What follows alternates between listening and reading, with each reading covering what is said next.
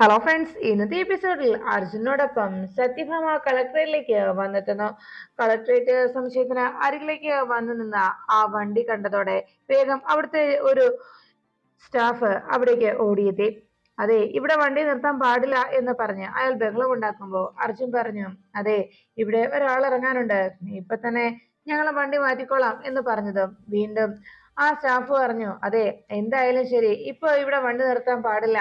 ദേ ഇപ്പൊ മേയർ ഇങ്ങി വരും, മേയർ വരുന്നത് കൊണ്ട് കളക്ടറുടെ വണ്ടി വരെ ഇവിടുന്ന് മാറ്റിയിട്ടിരിക്കുകയാണ് എന്ന് അയാൾ പറഞ്ഞു. അപ്പോഴേക്കും അർജുനോട് സത്യഭാമ അകത്തിരുന്നുകൊണ്ട് പറഞ്ഞു, അർജുൻ, നമുക്ക് പോകാം എന്ന് പറഞ്ഞപ്പോ വണ്ടി മാറ്റിയത് അർജുൻ എന്ന് പറയുമ്പോഴേക്കും അർജുൻ വേഗം സത്യാമ്മയോട് പറഞ്ഞു, വേണ്ട സത്യാമ്മേ, ഇത് സത്യാമ്മയെ വന്നിരിക്കുന്നതെന്ന് ആ സ്റ്റാഫിനോട് പറഞ്ഞതും അയാൾ പറഞ്ഞു, ആരായാലും ശരി, ഇപ്പോ മേയർ ഇങ്ങെത്തും, മേയറുടെ വണ്ടി വരുന്നതിന് മുമ്പ് ഈ വണ്ടിയെല്ലാം ഇവിടുന്ന് മാറ്റിക്കോ എന്ന് പറഞ്ഞ് അയാൾ ബഹളം ഉണ്ടാക്കി. അപ്പോഴേക്കും അർജുൻ പറഞ്ഞു, അതെ, അത് പറ്റില്ലല്ലോ, നമുക്ക് നോക്കാം സത്യാമ്മയെ, സത്യാമ്മ ഇവിടെ തന്നെ ഇറങ്ങിക്കോ എന്ന് പറഞ്ഞ് സത്യഭാമയുടെ അരികിലേക്ക് അർജുൻ ചെന്ന് ഡോർ തുറന്നു കൊടുത്തു.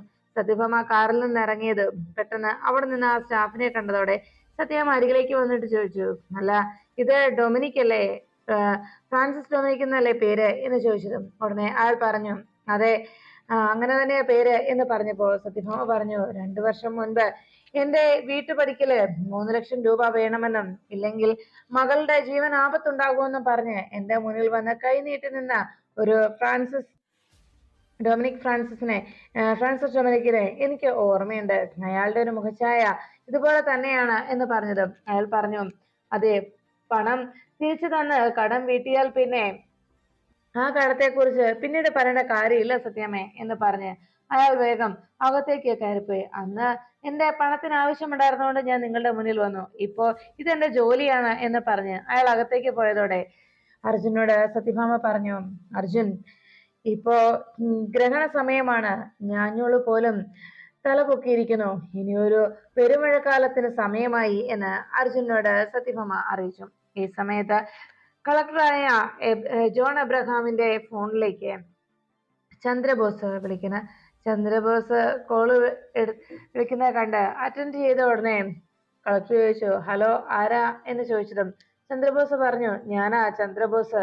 അത് കേട്ട ഉടനെ അയാൾ ചോദിച്ചു, ചന്ദ്രബോസോ, ഏത് ചന്ദ്രബോസ് എന്ന് അയാൾ അന്വേഷിച്ചതും ഉടനെ ചന്ദ്രബോസ് ചിരിച്ചുകൊണ്ട് പറഞ്ഞു, അല്ല സാറേ, ഞാനാണ് അസിസ്റ്റന്റ് പോലീസ് കമ്മീഷണർ എന്ന് പറഞ്ഞത്. ഓ, അത് ശരി, അങ്ങനെ പറഞ്ഞാൽ ശരിയാവില്ലല്ലോ, താൻ കാണിച്ചു കൂട്ടിയ കൈക്കൂലി വാങ്ങിച്ചും അതുപോലെ തന്നെ സ്റ്റേഷനിൽ വരുന്ന ജനങ്ങളോട് അപമര്യാദയായി പെരുമാറിയുമൊക്കെ ഓരോ സ്ഥലത്തു നിന്നും സ്ഥലം മാറ്റം വാങ്ങിച്ച് അങ്ങനെ സസ്പെൻഷനും വാങ്ങിച്ചു കൂട്ടിയ ആ പോലീസ് ഓഫീസർ അല്ലേ അങ്ങനെ പറയടോ, അതല്ലേ വേണ്ടത്, പിന്നെ താനിപ്പോ വിളിച്ച കാര്യം പറയടോ എന്ന് പറഞ്ഞത് ഉടനെ ചന്ദ്രബോസ് പറഞ്ഞു, അല്ല സാറേ, ഞാൻ ആ സത്യഭാമയുടെ കാര്യം പറയാനായിട്ടാണ് ഇപ്പൊ വിളിച്ചത്, ആ ലൈസൻസ് റദ്ദ് ചെയ്തതിന്റെ കാര്യം എന്ന് ചോദിച്ചതും ഉടനെ ആ കളക്ടർ പറഞ്ഞു, എടോ, ഞാൻ അവരുടെ ഫയൽ തന്നെ ഇപ്പൊ നോക്കിക്കൊണ്ടിരിക്കുന്നത്, അവരുടെ ഫയൽ നോക്കിയപ്പോ താൻ എനിക്ക് തന്ന റിപ്പോർട്ടൊക്കെ ശരിയല്ല എന്ന് തോന്നുന്നു. എടോ, താനൊരു കാര്യം മനസ്സിലാക്കണം,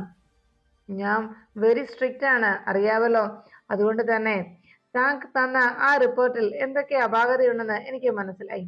കളക്ടർക്ക് ഒരു ലൈസൻസ് റദ്ദ് ചെയ്യുന്നതും ഒരാൾക്ക് തോക്കിന് ലൈസൻസ് ഇഷ്യൂ ചെയ്യുന്നതും എന്ത് കാരണത്താലാണെന്ന് അറിയാമോ? അയാൾ ക്രിമിനൽ അല്ലെന്നും അതോടൊപ്പം അയാൾക്ക് ജനസമ്മതി ഉണ്ടെന്നും അതുപോലെ തന്നെ അയാളുടെ നേരെ ഇതുപോലെയുള്ള ജീവന ഭീഷണിയാകുന്ന ഏതെങ്കിലും വിധത്തിൽ അവരുടെ ജീവന ഹാനി സംഭവിച്ചേക്കാമെന്നും അതുകൊണ്ട് തന്നെ അവർക്ക് സ്വയം സുരക്ഷിതത്വം ഏർപ്പെടുത്തുന്നതിനായിട്ട് അങ്ങനെ ഒരു സാഹചര്യം അവർക്കുണ്ട് എന്ന് ഗവൺമെന്റിനെ ബോധ്യപ്പെടുമ്പോഴാണ് ഒരാൾക്ക് തോക്കിന് ലൈസൻസ് അലോ ചെയ്യുന്നത്. എന്നാൽ അവസാനം അങ്ങനെ അവർക്ക് നൽകിയ ആ ലൈസൻസ് അത് നമുക്ക് റദ്ദാക്കാനും ഈ ഗവൺമെന്റിന് തന്നെ അധികാരമുണ്ട്. അത് ഏതെങ്കിലും കാരണത്താൽ അവർക്കൊരു ക്രിമിനൽ ബാക്ക്ഗ്രൗണ്ട് ഉണ്ടാവുകയോ അവർക്ക് ഒരു ക്രിമിനൽ സ്വഭാവമുണ്ടെന്ന് പോലീസിനെ ബോധ്യപ്പെടുകയോ ചെയ്യുന്ന സാഹചര്യത്തിൽ അവരുടെ കയ്യിൽ നിന്ന് ആ തോക്ക് തിരികെ വാങ്ങിക്കാം, ആ ലൈസൻസ് റദ്ദ് ചെയ്യാം. ഇവിടെ ഇപ്പോ അവരുടെ കാര്യത്തിൽ താൻ തന്ന ആ റിപ്പോർട്ടിൽ എന്തൊക്കെയോ അപാകതയുള്ളതായിട്ട് എനിക്ക് തോന്നി. അതുകൊണ്ട് ആ ഫയൽ ഞാൻ ഒന്നുകൂടി നോക്കുകയായിരുന്നു. അവർക്ക് റദ്ദ് ചെയ്ത ആ ലൈസൻസ് അത് തിരിച്ചവർക്ക് കൊടുക്കാമെന്ന തീരുമാനത്തിലാണ് ഞാനിപ്പോൾ നിൽക്കുന്നത് എന്ന് പറഞ്ഞതും ചന്ദ്രബോസ് പറഞ്ഞു, അയ്യോ സാറേ, അപ്പൊ ഞാൻ അവരുടെ മകനെ അറസ്റ്റ് ചെയ്തതോ എന്ന് ചോദിച്ചതും അത് ഒരിക്കലും ലീഗലായിട്ടുള്ള ഒരു കേസല്ലല്ലോ. അതൊരിക്കലും നിലനിൽക്കില്ല. കാരണം അവർക്ക് ലൈസൻസ് ചെയ്യാൻ അലോ ചെയ്തു കഴിഞ്ഞാൽ പിന്നെ അവരുടെ മകനെ പിടിച്ചിട്ടത് കൊണ്ട് എന്താണോ കാര്യം? എടോ, അതുകൊണ്ട് ഉടനെ തന്നെ ഞാൻ ഇതിനു വേണ്ട കാര്യങ്ങളൊക്കെ ചെയ്യും. ആ സത്യഭാമയ്ക്ക് ലൈസൻസ് തിരികെ കൊടുക്കാൻ തന്നെയാണ് ഞാൻ തീരുമാനിച്ചിരിക്കുന്നത്. തന്നെ പോലെയുള്ള ക്രിമിനൽസിനെ സത്യത്തിൽ പോലീസ് ഡിപ്പാർട്ട്മെന്റ് പോലും വെച്ച് പുലർത്താൻ പാടില്ല. അതാ വേണ്ടത് എന്നൊക്കെ കളക്ടർ ചന്ദ്രബോസിനോട് പറയുന്നു. അതെല്ലാം കേട്ടതും ചന്ദ്രബോസ് പറഞ്ഞു, അയ്യോ സാറേ, സാറ് പറഞ്ഞത് ശരി തന്നെയാണ്. സത്യത്തിൽ അവിടേക്ക് പോന്നിരിക്കുന്ന ആ സത്യഭാമയോ ഞാനോ ഒന്നും അല്ല സാറേ സത്യത്തിൽ ക്രിമിനൽ. ആദ്യ ഭാര്യയായ മോഡലായ ആദ്യ ഭാര്യയുടെ ദുരൂഹ സാഹചര്യത്തിലുള്ള മരണം, പിന്നീട് രണ്ടാം ഭാര്യയുടെ അച്ഛന് ഭരണതലത്തിലുള്ള പിടിപാട്, അതൊക്കെ കൊണ്ട് അതിൽ നിന്ന് രക്ഷപ്പെട്ടു പോയതും എന്ന് ഇപ്പോ ജില്ല ഭരിക്കുന്നതുമാരാ ഒരു IAS ഓഫീസറുണ്ട്. അദ്ദേഹമാണ് അതിനേക്കാളേറെ ക്രിമിനൽ. ക്ലബിൽ വന്നു കഴിഞ്ഞാൽ അഴിഞ്ഞാടുന്ന അയാളുടെ സ്വഭാവം പോലും അതുപോലെ അത്രയ്ക്കും നീചമായിട്ടുള്ളതാണ്. അങ്ങനെയുള്ള IAS ഓഫീസറാണ് സത്യത്തിൽ ഞങ്ങളെക്കാളേറെ ക്രിമിനൽ എന്ന് പറഞ്ഞതും ഉടനെ ജോൺ അബ്രഹാം പറഞ്ഞു, എടോ താൻ എന്തൊക്കെയാണോ ഈ വിളിച്ചു പറയുന്നത്? എടോ താൻ ഇങ്ങനെയൊക്കെ പറയുമ്പോ ഇന്നത്തെ കാലത്ത് ഫോൺ വിളികളെല്ലാം റെക്കോർഡ് ചെയ്യപ്പെടുന്നുണ്ട്, അതറിയാവല്ലോ. അതുകൊണ്ട് തന്നെ ഇങ്ങനെയൊക്കെ സംഭവിച്ച താൻ ഇങ്ങനെയൊക്കെ വിളിച്ചു പറയുമ്പോ ഞാൻ തന്നോട് അതിനെതിരൊന്നും പറയുന്നില്ല എന്ന് വന്നു കഴിഞ്ഞാൽ അപ്പോ അതിന് ഞാൻ അതെല്ലാം സമ്മതിച്ചു തന്നു എന്നായി തീരില്ലേ? എടോ, ഇതൊക്കെ വലിയ പ്രശ്നമായി തീരുന്നതാണ്, മനസ്സിലായോ എന്ന് ചന്ദ്രബോസിനോട് കളക്ടർ ചോദിച്ചു. അപ്പോഴേക്കും ചന്ദ്രബോസ് പറഞ്ഞു, അല്ല, എന്നെ എന്ത് വേണമെങ്കിലും പറയുകയും ചീത്ത പറയുകയും ഒക്കെ ചെയ്യാം, അതിലൊന്നും പ്രശ്നമില്ല അല്ലെ? തിരിച്ച് അങ്ങോട്ട് സത്യങ്ങൾ പറയുമ്പോഴാണ് കുഴപ്പമല്ലേ എന്ന് ചോദിച്ചതും ഉടനെ ജോൺ അബ്രഹാം പറഞ്ഞു, എടോ താനൊന്ന് ക്ഷമിക്കടോ. അല്ല, ഞാനിപ്പോ എന്താ വേണ്ടത്? താൻ എന്താ ഈ പറഞ്ഞു വരുന്നത്? നമുക്ക് ഇനി ബാക്കി സംസാരമൊക്കെ ക്ലബിൽ വെച്ച് കാണാം, നമുക്ക് അവിടെ വെച്ച് കാണാടോ.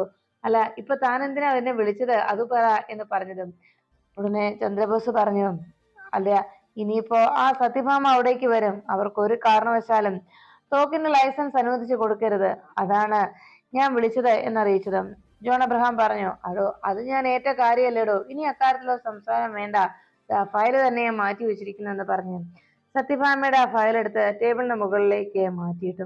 ഈ സമയത്ത് കളക്ടറേറ്റിലേക്ക് അർജുനുമായിട്ട് സത്യഭാമ എത്തി. ഉടനെ തന്നെ ചന്ദ്രബോസ് ഫോൺ വെച്ചതും സത്യഭാമ കളക്ടറിലേക്ക് പോയ കാര്യം അറിഞ്ഞതോടെ സത്യഭാമയെ കുറിച്ച് ഓർത്ത് ചന്ദ്രബോസ് പറഞ്ഞു, ഇനി കളക്ടറേറ്റ് പടിയൊക്കെ കുറച്ചൊന്ന് നിരങ്ങി നടക്കുക സത്യഭാമയെ, അല്ലാതെ ഒരു ചുക്കും സംഭവിക്കാൻ പോകുന്നില്ല എന്ന് പറഞ്ഞുകൊണ്ട് ചന്ദ്രബോസ് പുഞ്ചിരിയോടെ അങ്ങ് നിൽക്കുമ്പോൾ സത്യഭാമ അവിടെ കളക്ടറേറ്റിൽ എത്തി. അവിടെ കളക്ടറെ കാണുന്നതിന് വേണ്ടി വാതുക്കൽ തന്നെ വെയിറ്റ് ചെയ്ത് നിൽക്കുന്നു. ഈ സമയത്ത് കളക്ടറുടെ PA ആ കാഴ്ച കണ്ടതും ആ പെൺകുട്ടി വേഗം സത്യഭാമയുടെ അരികിലേക്ക് എത്തി. ഓ സത്യാമ്മയോ, സത്യാമ്മ എന്താ ഇവിടെ ഇരിക്കുന്നത്? സത്യാമ്മയ്ക്ക് കയറി കണ്ടുകൂടായിരുന്നോ എന്ന് ചോദിച്ചതും ഉടനെ സത്യഭാമ പറഞ്ഞു, സാർ വല്ല മീറ്റിങ്ങിലോ മറ്റോ ആണെങ്കിലോ കളക്ടർ സാറിനെ കാണാനായി ഞാൻ വന്നതാണ് എന്നറിയിച്ചു. ഉടനെ ആ പെൺകുട്ടി പറഞ്ഞു, അല്ല സത്യാമ്മ ഇങ്ങോട്ട് വരേണ്ട കാര്യം ഉണ്ടായിരുന്നില്ലല്ലോ, ഒന്ന് ഫോൺ വിളിച്ച് പറഞ്ഞിരുന്നെങ്കിൽ സാറിനോട് ഞാൻ പറഞ്ഞേനല്ലോ, സാർ അവിടെ വന്ന് കാണുമായിരുന്നല്ലോ എന്ന് ചോദിച്ചു. അത് കേട്ടതും ഉടനെ സത്യഭാമ പറഞ്ഞു, അതൊന്നും സാരമില്ല കുട്ടി.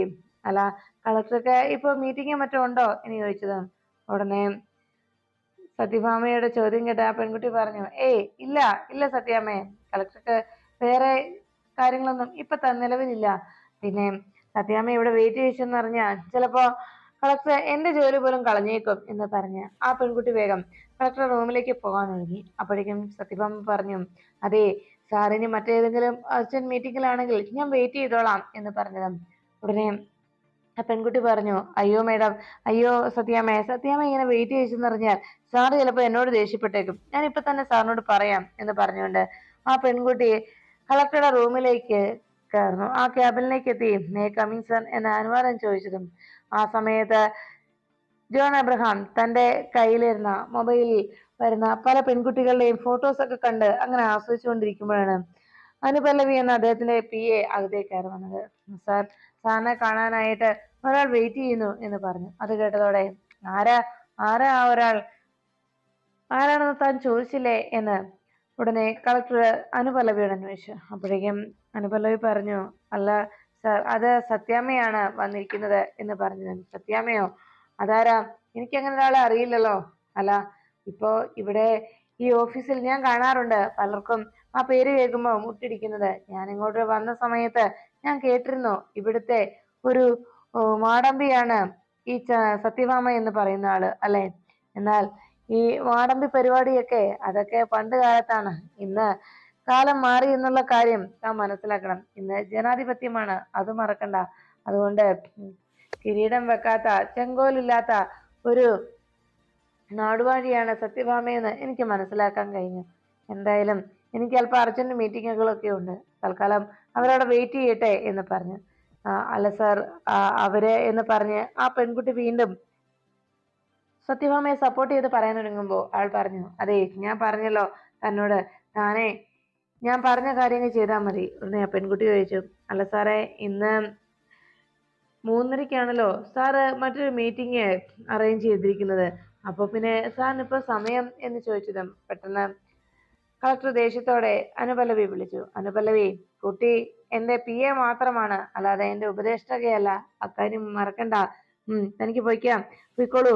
താൻ അവിടെ ചെന്ന് ഞാൻ പറഞ്ഞ കാര്യം പറഞ്ഞാൽ മതി. പിന്നെ ഇനി എന്റെ അനുവാദമില്ലാതെ ഒരാളെയും അകത്തേക്ക് കയറ്റി വിട്ടേക്കരുത്, താൻ പോലും എന്ന് പറഞ്ഞ് ദേഷ്യത്തോടെ അങ്ങനെ വീണ്ടും തന്റെ മൊബൈലിലുള്ള ഫോട്ടോകളൊക്കെ കണ്ടുകൊണ്ട് ജോൺ എബ്രഹാം ആസ്വദിച്ചിരുന്നു. അപ്പോഴാണ് വാതിക്കൽ ഖദർ ധരിച്ച കുറച്ച് ആളുകൾ അവിടെ ചുറ്റും കൂടി നിൽക്കുന്നത്. അവര് ഇത്രയും നേരമായിട്ടും വന്നില്ലല്ലോ എന്നൊക്കെ പരാതിപ്പെട്ടുകൊണ്ടങ്ങനെ ഇരിക്കുമ്പോൾ അതിലൊരാൾ പറഞ്ഞു, ദാ മേയർ വന്നല്ലോ, മേയർ ഞങ്ങളുടെ പൊന്നോമനയാണേ, മേയർ കീ എന്നെല്ലാം പറഞ്ഞ് മേയറിന് വേണ്ടി മുദ്രാവാക്യങ്ങൾ മുഴക്കുകയാണ് അവിടെ നിന്നവരെല്ലാവരും.